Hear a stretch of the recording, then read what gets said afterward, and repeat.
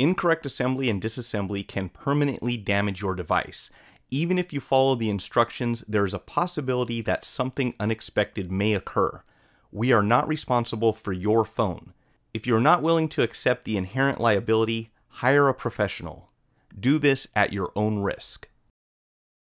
Hey, this is Mike from GoCellPhoneRepair.com, and today we are going to replace the display on a Samsung Galaxy S5.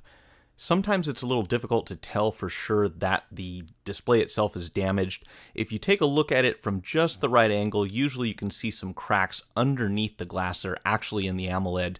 But at other times you can't really tell. What you'll notice happens is that your phone seems to be working, but you just can't see anything on the screen. When you power it up, it stays completely black. And that is usually going to be a broken AMOLED. And unfortunately, it's a little expensive to replace these, but it's still definitely worth it for this phone.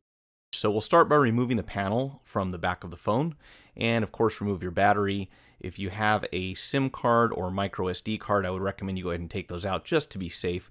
We're going to have one screw that we need to remove here from down just above the speaker on the back panel of the phone, and that is going to give us access to a panel that goes over the pop connector for the home button, which you will see here shortly. Now, these screws in the back of the phone and the panels can be a little bit tricky. You might have to work with them a little bit. But once you get this one out, and this is a standard Phillips screw, what you want to do is take a pry tool and just try to get underneath the edge of this plastic very carefully. You might have to work with it a little bit. Like I said, they can be somewhat stubborn. I believe what happened here is our technician just ended up grabbing it with his fingernail, and it did come out. So underneath here, and I would also recommend you stick with a soft tool. You can do this with the screwdriver, but usually want to get under here with something that cannot poke around in here too much, unless you're very experienced. And we're going to go ahead and disconnect this pop connector from the back, and you can see how that plugs in. And then we just have two more screws on the back that need to come out down here at the bottom near the charging port. And again, you'll notice that these screws tend to get stuck in the case, so you kind of have to grab a hold of them and pull in order to get them to come out. We'll just speed this up here a little bit. And once you get those two out, what we're going to go ahead and do is just thoroughly heat up the front of the phone. Now remember, this is a damaged display, so we're not really worried about causing any further damage. If you were trying to remove the screen from a working Galaxy S5 without damaging the AMOLED, it's going to take a lot more time and patience and a certain element of luck, because it is very easy to break these things. So again, this one's already broken. We're not too worried about it, so we're going to heat it up pretty thoroughly. AMOLEDs are very sensitive to heat, so if you get them too hot, if they're not already damaged, you can burn them very easily. Once we've warmed this up to make the adhesive more pliable, we'll start right here about the center, and you'll notice that we're going underneath the glass, between the glass on the front panel and the bezel that goes around the outside of the phone. And you want to work your way up and down the sides here. And then you'll notice that he's actually going across the top. If you go as deep as he is right now across the top, you will cut that flex cable at the top also. So again, it doesn't really matter in this situation, but just be aware that there are cables inside the top and the bottom that we're going to have to work around. So if you just go down the side here very carefully, try not to go between the glass and the AMOLED. Try to get underneath the entire assembly if possible. That's going to make your life a lot easier, and you'll spend a lot less time removing this. If you do split the two, it's not that big of a deal, but you'll have to go back in and dig underneath the display to pull it out. So I try to get this whole thing at once if you can, and you can even go underneath the flex cables there a bit and just continue to work your way around.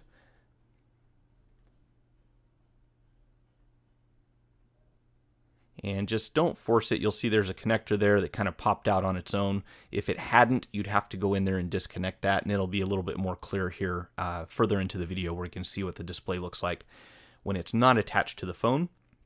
And you'll see he's very carefully pulling out down here, because what we're going to do is actually bring that home button cable through the mid frame. So you want to make sure you do not damage this in the process. Otherwise, you'll have to be replacing that as well. One more thing to be very aware of, very careful around, is the buttons that are stuck to the glass at the bottom of the phone adjacent to the home button. These need to be pried away from the glass very carefully. If you cut the cables, you may have some trouble with things lighting up at the bottom of the phone. So do make sure you apply some heat here, and very carefully try to take something that is thin but not sharp. He is using a pry tool here rather than a razor blade, and you want to get right underneath this tape that's actually stuck directly to the lens itself. Go ahead and just pull that down, put it back inside the frame as well as you can. And there you can see when the pry tool is not in the camera view that the cable from the home button is actually kind of sticking up. So it's already come through the mid frame. You can see it's stuck to the back of the foil there. And we'll go ahead and remove the entire display from the mid frame. And what we're going to do now is heat this up a little bit more. We do need to salvage the home button. In this particular instance, we did not have another white display, but the customer was okay with using a black display. So we're actually going to end up with a white home button and a black display. May look funny, may make it easier to find the button at night, who knows. But in any case, you do want to apply some heat here. There's going to be quite a bit of adhesive that goes around this little rubber gasket on the back of the home button.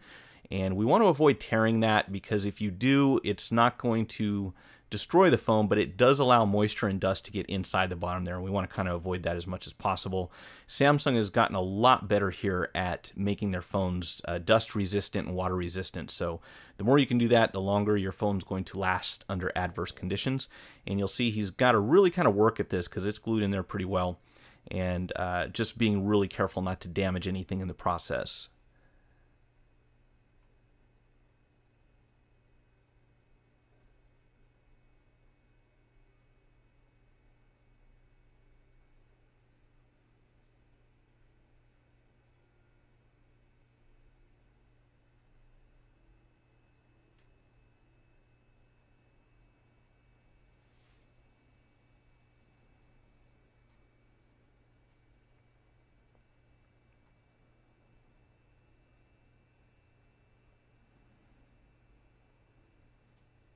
And be very careful with this flex cable as well. You don't want to put any tension on that, as it can tear quite easily.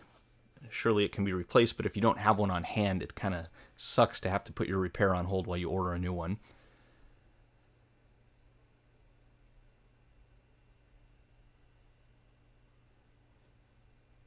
So we should be able to preserve the adhesive that's already on here. If not, you can always add some later on, but for the most part, if you can use the original piece, it makes your life a lot easier.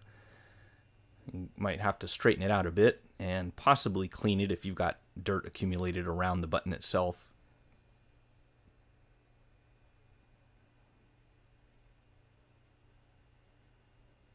And what we're going to do here is just kind of pull this entire flex assembly up from the back of the display, because we need to remove this wax paper. This will typically expose an adhesive that's been applied to the replacement part.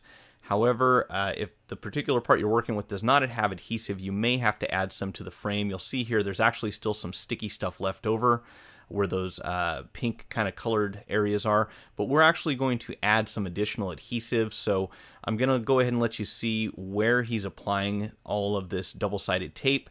And if you don't have any on hand, be sure to follow the link in the video description. I'm going to set up a page. Actually, I'm going to add this to an existing page of adhesives.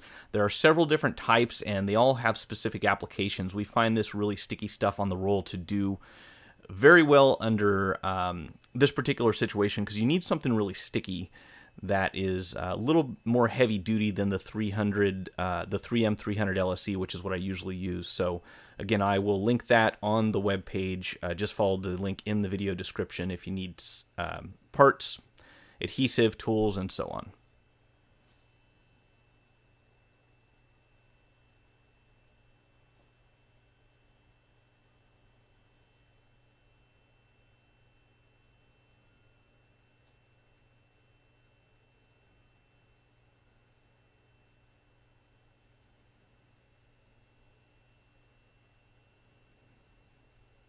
I'm going to go ahead and set the home button back in place on the new display assembly. And do be very careful with the AMOLED itself on the back side. You don't want to apply any pressure to that. You don't want anything to drop on top of it. They are very sensitive when they're outside of the phone because they're protected on the outside by the glass, but they're protected on the back side by the panel, by the mid-frame panel, and you do not have that protection right now. So do be very careful. And you'll have to peel off a few pieces of tape here and there and make sure nothing gets left behind.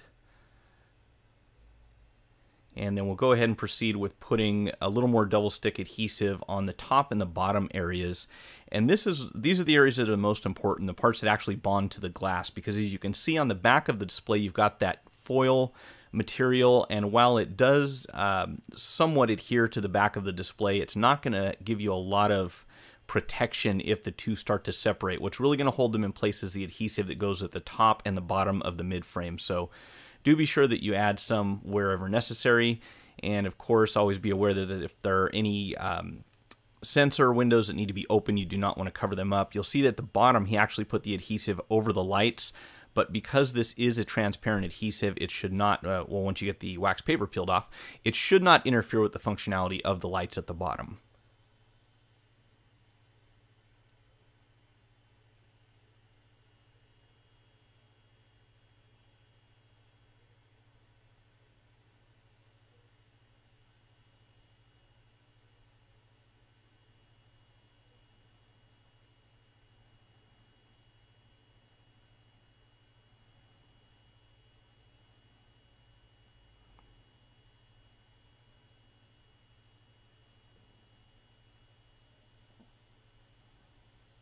And you might have to trim them up a little bit with this pair of scissors so that they fit in the rounded corners here.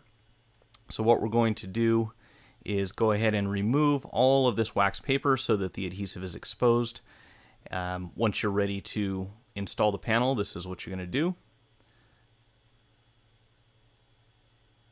And once we've got all the adhesive wax paper peeled off, we will go ahead and install this.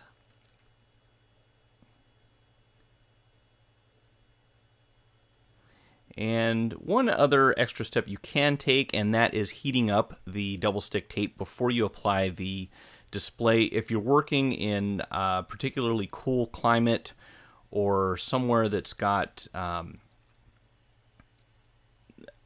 anything as far as humidity or lack thereof that causes adhesive to be less functional, if you add a little bit of heat first, it does make it stickier. So it's not going to make a huge difference, but every little bit helps. So what we're going to do is go ahead and plug the AMOLED in at the top of the mid frame here to this pop connector, and then we're going to, it may be a little difficult to see, but as you install the display, you want that flex cable from the home button to actually feed through the mid frame so that we can plug it in on the other side.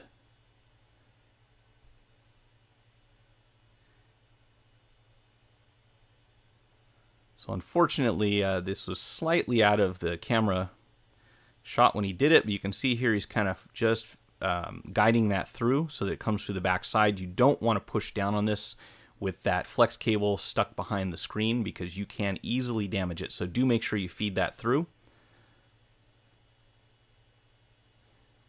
And once you do that, you can plug it in, and then we can kind of work around the edges and make sure that everything is seated properly.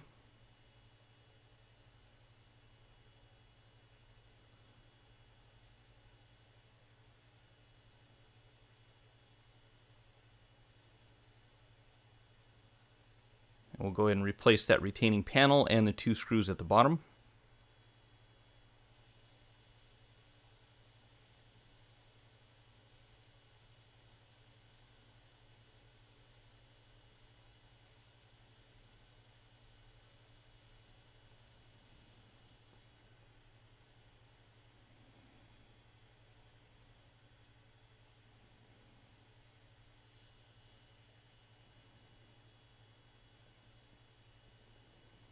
And we'll go ahead and throw the battery back in, place the panel on the back, and of course if you had a SIM card or a micro SD card, you want to go ahead and put those in before you put the panel on. Hit the power button.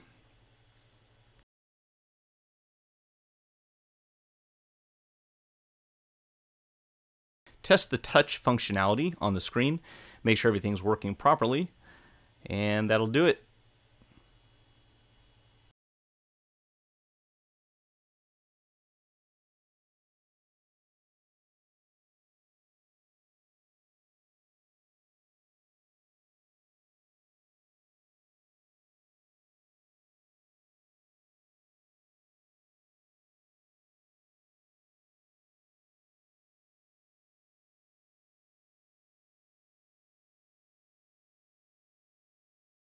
If you found the video helpful, hit the like button, share it with your friends, subscribe to my channel, and follow me on Twitter or Facebook. Post your questions in the comment section below or visit gocellphonerepair.com/forum. Thanks for watching.